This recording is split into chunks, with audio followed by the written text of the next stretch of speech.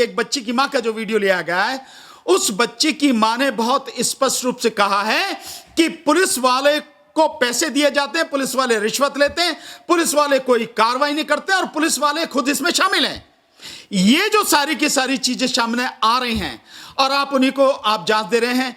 पहले तो जब उन्होंने अपनी रिपोर्ट दिखाई आज तक वालों ने, तो डीएम चित्रकूट ने माना ही नहीं। इसको मैं यूं कहूं कि जांच करने वाले हैं, इन्वेस्टिगेशन करने वाले जो लोग जिनके नाम है, आप उनमें महिलाओं से संबंधित मामला है, नाबालिग लड़कियों से संबंधित मामला है, कोई उसमें महिला पुलिस अधिकारी नहीं है इन्वेस्टिगेशन के लिए जाने की, तो आप सुप्रीम कोर्ट की और इस सेक्सुअल हरासमेंट का जो कानून है, जो पोक्सो है, आप इसका पूरा खुला आप उल्लंघन कर रहे हैं कि जो मुलजिम भी हैं लड़कियां या औरतें, अगर वो मुलजिम हैं तो भी उन्हें शाम को मतलब 7 बजे के बाद में उनसे किसी तरह की पूछताछ कुछ नहीं की जा सकती। आप दिन में ही उनसे पूछताछ कर सकते हैं, उनको तो आप थाने में भी नहीं बुला सकते, रात के समय थाने में भी नहीं रख सकते। ये सारी स्थिति है। नहीं, योगी सरकार की नाकामियां नहीं, योगी सरकार का हाथ है। मैं ये कहूंगा कि योगी सरकार का हाथ है।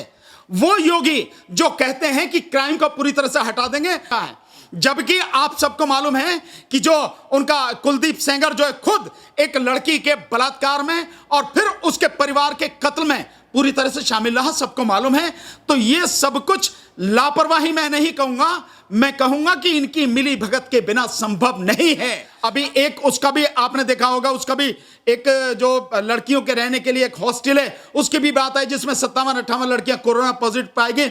वहां भी ये पता लगा कि केवल कोरोना पॉजिटिव नहीं, HIV भी पॉजिटिव वहां लड़कियां पाई गई। तो ये स्थिति है, इसका मतलब साफ है उनके साथ में भी कहीं ना कहीं सेक्सुअल हरासमेंट हो रहा था। सुप्रीम कोर्ट तक ने यह कहा कि यूपी में तो जंगल राज है।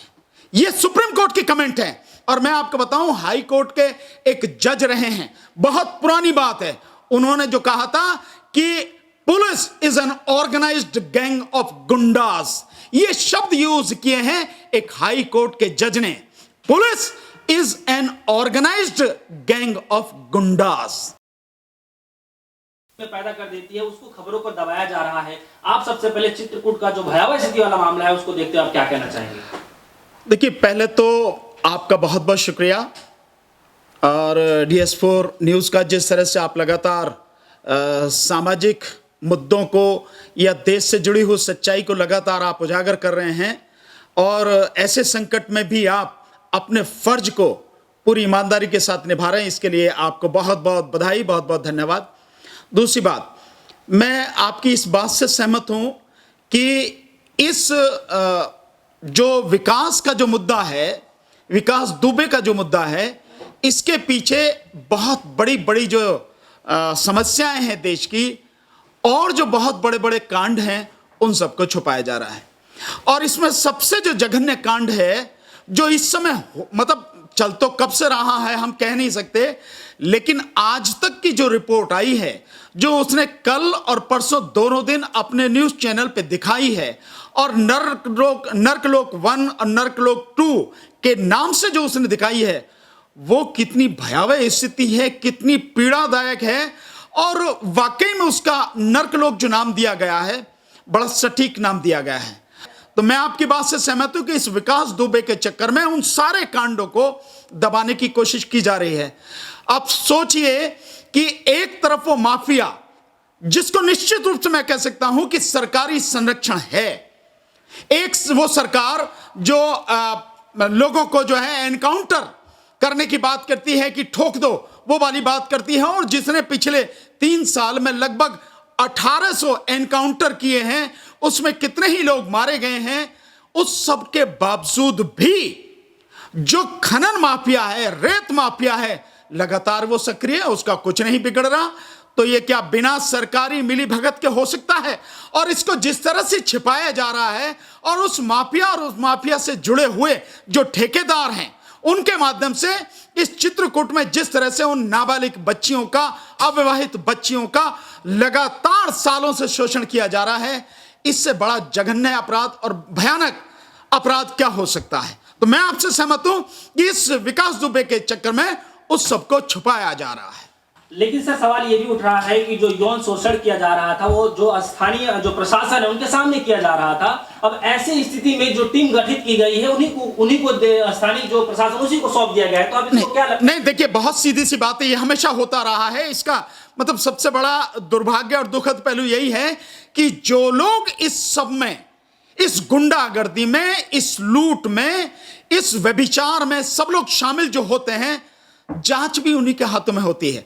आप देखेंगे कि उस जो रिपोर्ट दिखाई गई है आज तक वाले में, उसमें जो वीडियो उसकी मां का लिया गया है, भाई एक बच्ची की मां का जो वीडियो लिया गया है, उस बच्ची की मां ने बहुत स्पष्ट रूप से कहा है कि पुलिस वाले को पैसे दिए जाते हैं, पुलिस वाले रिश्वत लेते हैं, पुलिस वाले कोई कार्रवाई नहीं करते और पुलिस वाले खुद इसमें शामिल हैं।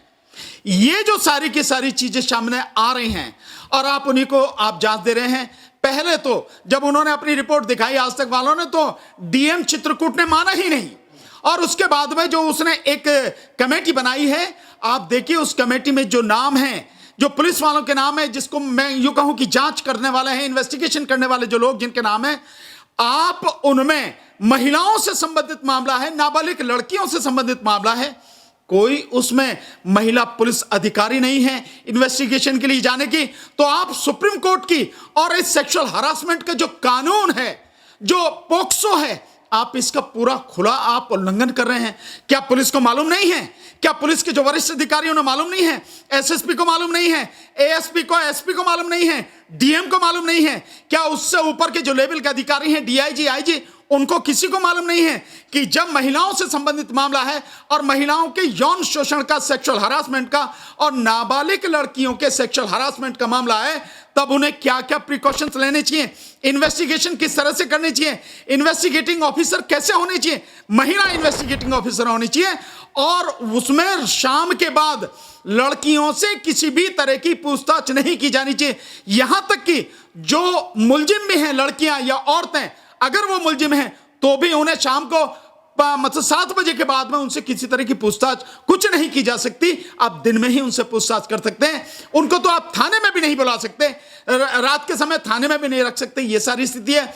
सुप्रीम कोर्ट की स्पष्ट गाइडलाइंस है और यूपी प्रशासन, पुलिस प्रशासन जो है उन गाइडलाइंस का खुलेआम उल्लंघन कर रहा है। क्या नजर नहीं आता?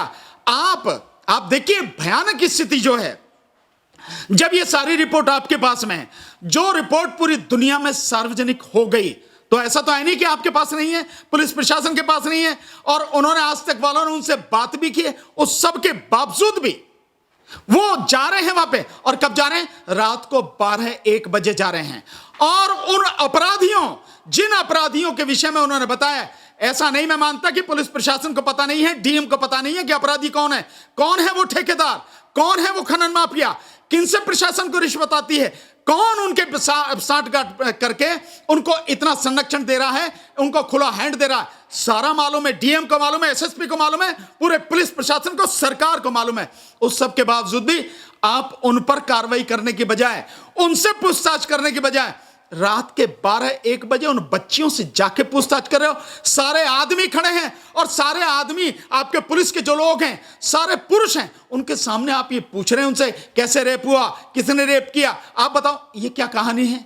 इसका मतलब साफ है, रात में जाने का और बच्चियों से पूछने का साफ है कि उन बच्चियों को डराया जा रहा है, उनके माता पिता को डराया जा रहा है, निश्चित रूप से डराया गया है, ताकि वो खनन माफिया के खिलाफ, उन ठेकेदारों के खिलाफ, उन अपराधियों के खिलाफ, उन बलात्कारियों के खिलाफ किसी भी हालत में जुबान न खोल सकें, बोल ना सके, वो इतने डर जाएं। वो गरीब लोग हैं, आदिवासी लोग हैं, उनके साथ जो जिस तरह का पुलिस प्रशासन पहले ही जो कर रहा है और अब इन्वेस्टिगेशन के नाम पे जो कर रहा है, मैं समझता हूं इसकी बहुत ही गहन तरीके से जांच होनी चाहिए, और वो भी राष्ट्रीय मानवाधिकार आयोग के अंतर्गत जांच होनी चाहिए, और कोई भी अपराधी बख्शा नहीं जाना चाहिए। सर, उत्तर प्रदेश में देखा यह जाता है कि आए दिन कुछ न कुछ ऐसी घटनाएं सामने आ जाती हैं कि देश को सोचने पे शर्मसार कर देती है। हम बात करना चाहेंगे जो विकास दुबे का अभी मैटर चल रहा है, उससे पहले भी कानपुर में एक वैसी ठीक लड़की के साथ एक ऐसा ही घटना सामने आया था, लेकिन उस मुद्दे को दबा दिया गया। अब हम चित्रकूट की बात करते हैं, तो क्या आपको नहीं लगता कि कहीं ना कहीं से जिसमें जिस तरीके देखा जा रहा है योगी सरकार की नाकामियां ही नाकामियां सामने आ रही है, अभी तक चुप क्यों है सरकार? नहीं, योगी सरकार की नाकामियां नहीं, योगी सरकार का हाथ है। मैं ये कहूंगा कि योगी सरकार का हाथ है। वो योगी जो कहते हैं कि क्राइम को पूरी तरह से हटा देंगे, 2017 में आने के बाद, एक साल बाद 2018 में उन्होंने एक रिपोर्ट पेश की और उस रिपोर्ट में उन्होंने कहा कि इतने मर्डर कम हो गए हैं, इतने परसेंटेज में डकैती कम हो गई, इतने परसेंट इनमें जो है अपहरण कम हो गए हैं। उन सारी चीजों को होते हुए ये हो क्या रहा है? जबकि आप सबको मालूम है कि जो उनका कुलदीप सेंगर जो है खुद एक लड़की के बलात्कार में और फिर उसके परिवार के कत्ल में पूरी तरह से शामिल रहा, सबको मालूम है। तो ये सब कुछ लापरवाही मैं नहीं कहूंगा, मैं कहूंगा कि इनकी मिली भगत के बिना संभव नहीं है। अगर पुलिस ठान ले किसी किस्म का अपराध नहीं हो सकता। और ये जो इस समय जो सारी चीजें चल रही हैं, क्या ये सारे अपराध इसी तरह से फैल गए हैं?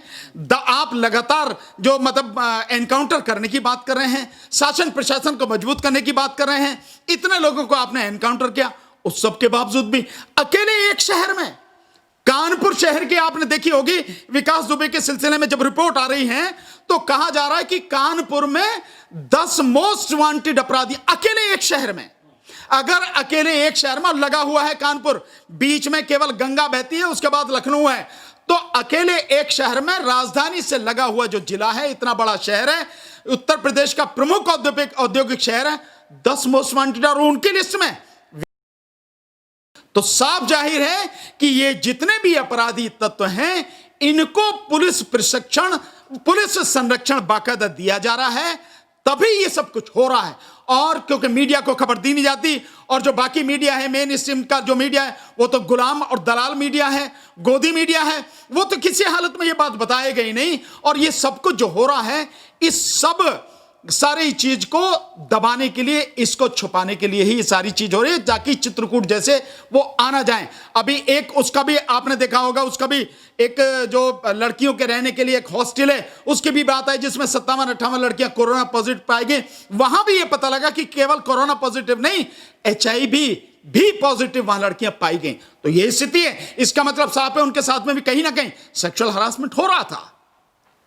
सर, आप सवाल उठा रहे हैं कि कहीं ना कहीं से प्रशासन का इसमें हाथ है। अब सवाल ये भी लगातार पूछा जा रहा है, जो देश की जनता लगातार ये सवाल पूछती जा रही है कि जो वहाँ की प्रशासन है, चित्रकूट की जो प्रशासन है, वो इस खबर को झूठा बता रहा है। तो सवाल ये रहेगा मेरा आपसे कि किस आधार पर झूठा बता रहा है, और साथ ही साथ जो बड़ी जो मीडिया है, जो राष्ट्र लेवल की मीडिया है, उसको उस गाँव में जाने नहीं दिया जा रहा, वहाँ की सच्चाई पता नहीं निकालने जा रहा। आप किस तरीके से इसको देखिए? बहुत सीधी सी बात है, क्योंकि चाहे मोदी सरकार हो, चाहे योगी सरकार हो, ये हमेशा जो भी इनके गंदे कारनामे हैं, जो भी इनके आपराधिक तत्व इनके साथ में मिले हुए हैं, उन सब को बचाने के लिए और सच्चाई को छुपाने के लिए हमेशा ये कहते हैं कि ये सारी खबर झूठ है। और मीडिया को, वहां जो मीडिया नेशनल लेवल का, इंटरनेशनल लेवल का, क्योंकि ये न्यूज केवल नेशनल लेवल की नहीं है, ये इंटरनेशनल लेवल की न्यूज है, ये ह्यूमन राइट वायलेशन की न्यूज है, ये जो है जो महिलाओं के साथ शोषण लगातार हो रहा है, ये वो वाली न्यूज है।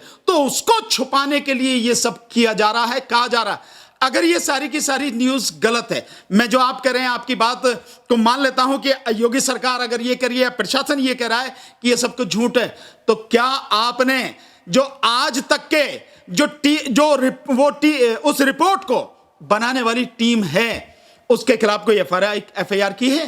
क्या उनकी जो रिपोर्ट है, उन रिपोर्ट के अगेंस्ट में आपने कोई सबूत इकट्ठा किया है? कोई डॉक्यूमेंट आपके पास है? कोई स्टेटमेंट आपके पास है? कोई आपने स्टिंग ऑपरेशन किया है? क्यों नहीं आपने उनके खिलाफ वो करके और उन सबको जो है जेल में डाल दिया गया? नहीं किया ना। इसका मतलब साफ है कि ये रिपोर्ट बिल्कुल सच्ची है। आज तक ने जो रिपोर्ट दी है, 2 दिन लगातार उसने चलाई है, 2 एपिसोड बना के, अब तक की हो सकता है आगे भी हो, हमें नहीं मालूम, लेकिन अब तक की जो 2 की है, ये बहुत ही खतरनाक स्थिति है कि अपराधियों को बचाने के लिए। और मैं आपको बता रहा हूं, बहुत देखिए, कोई भी अपराध, कोई भी जितनी भी तरह की गुंडागर्दी है, या कितनी भी तरह, कोई भी तरह का भ्रष्टाचार है, या लोगों के हकों को मारा जाता है, या लोगों पर अन्याय और अत्याचार किए जाता है, वो बिना सरकार के संरक्षण के, बिना सरकार के जानकारी के संभव हो ही नहीं सकता। और हमारे देश में तो है कि जाति के आधार पर यहां अत्याचार होते हैं, संप्रदाय और धर्म के आधार पर यहां अत्याचार होते हैं, और वो जिन बच्चियों के साथ हुआ है वैसे ही गरीब हैं और ऊपर से वो आदिवासी हैं, तो उनकी जिंदगी को नरक बनाना बिल्कुल संभव है। और ये क्योंकि पूरी तरह से फंस गई है। अपराध का चेहरा आपने ध्यान भी होगा, दिया भी होगा कि पीछे 4-5 महीने पहले की बात है, बहुत ज्यादा लंबी नहीं है, कि मैं समझता हूं कि कोरोना का संकट जिस समय आया है उससे थोड़ी पहली बात है, सुप्रीम कोर्ट तक ने यह कहा कि यूपी में तो जंगल राज है। यह सुप्रीम कोर्ट की कमेंट है। और मैं आपको बताऊं, हाई कोर्ट के एक जज रहे हैं, बहुत पुरानी बात है, उन्होंने जो कहा था कि police is an organized gang of goondas, ये शब्द यूज किए हैं एक हाई कोर्ट के जज ने। Police is an organized gang of goondas, ये शब्द इस्तेमाल किए हैं। आप समझ लीजिए कि अपराधियों का एक, गुंडों का एक पूरी तरह से व्यवस्थित तरीके से एक गैंग है, और वो आपको सामने नजर आ रहा है। आप आज की तारीख में जिस तरह से देख रहे हैं, और पुलिस एनकाउंटर करती है उसका कोई नहीं है, और कितने ही फेक एनकाउंटर है सबको मालूम है, जो सब कुछ हो रहा है, और अपराधी बचते चले जा रहे हैं। पुलिस चाहे तो मैं दावे के साथ कहता हूं, अगर पुलिस ठान ले एक भी अपराधी एक प्रदेश में क्या देश में सांस नहीं ले सकता, लेकिन वही पालते हैं, वही बड़ा करते हैं, और जब अपने लिए सिरदर्द बन जाए, नासुर बन जाए, तो वही उनको एनकाउंटर में खत्म कर देते हैं।